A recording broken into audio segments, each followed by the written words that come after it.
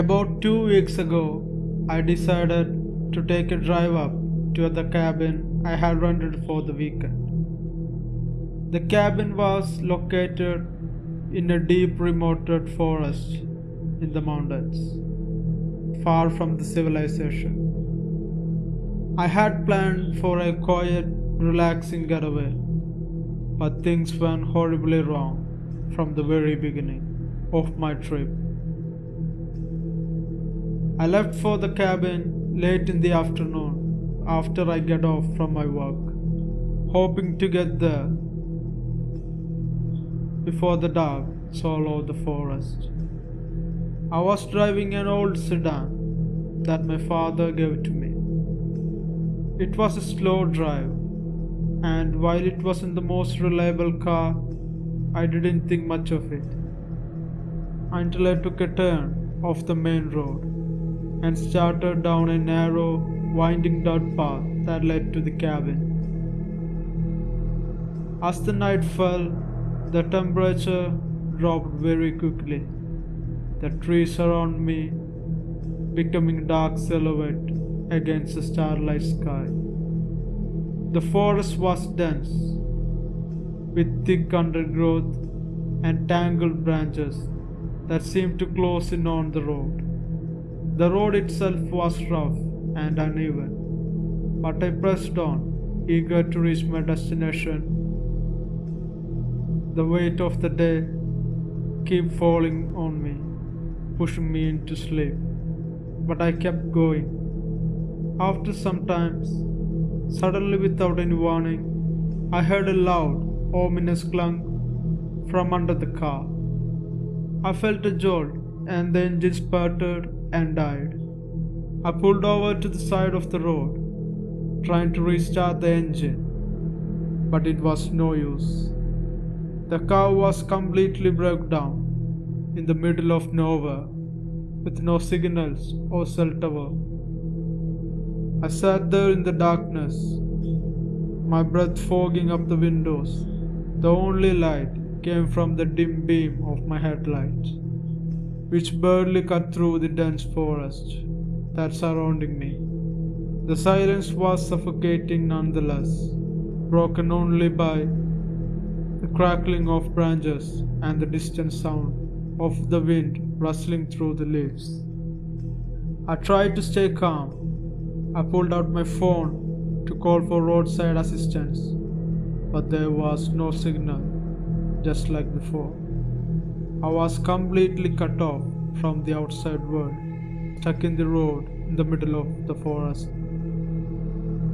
I had no choice but to wait until the morning, hoping that I could get a signal or that someone might pass by that I can ask help for. The darkness around me growing more intense. I turned off the engine and sat in the darkness and shivering in the cold. The silence grew heavier, as if the forest itself was holding its breath. I could see nothing outside the car except the shadows and darkness. After a while, I started to hear something, a faint, dragging sound coming from the edge of the forest. It was subtle at first, like the rustling of leaves, moving of branches, but it grew louder as the time went on. My heart began to race, and I looked out through the windshield, but I couldn't see anything. The noises continued around me, accompanied by a low guttural growl that made me jump. It was a sound that seemed to come from the deep within the earth, primal and menacing. I wanted to get out the car and investigate, but the fear kept me freeze in my seat. I sat in my seat and looked around frantically. Then I saw it, emerging from the darkness. At the edge of the forest was a figure that defined all the reason. It was tall and large, its limbs long and spindly, bending at unnatural angles. Its skin was sickly grey, stretched tightly over its bones. Its eyes were wide, hollow pits that seemed to drink in the scanlight from the headlight. I looked more close. Its face looked like a skull, a deer skull. The Wendigo. I didn't know at the time, but I would later learn that this was the creature from the legends, an ancient spirit of hunger and winter, a being of unending greed and malevolence.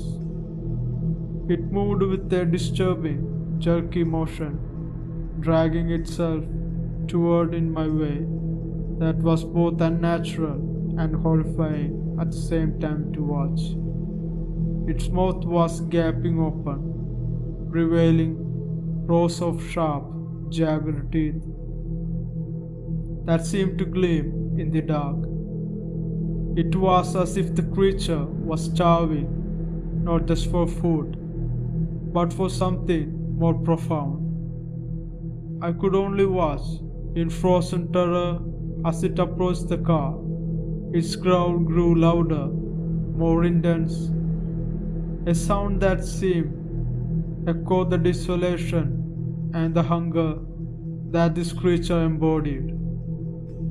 My breath quickened, and I tried to keep as still as I possible, hoping that if I didn't move, it wouldn't notice me.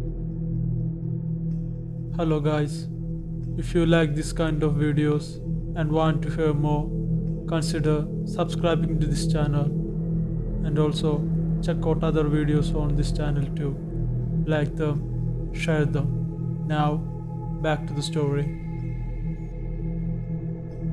Through the windshield, I could see the Wendigo's long, bony fingers reaching out, dragging against the dirt and leaves on the ground. It moved closer, its eyes locked onto the car, as if it were seizing up its prey. The cold wind blew in through the cracked windows, carrying with it the stench of rot and decay. The creature seemed to circle the car, its movements slow and deliberate.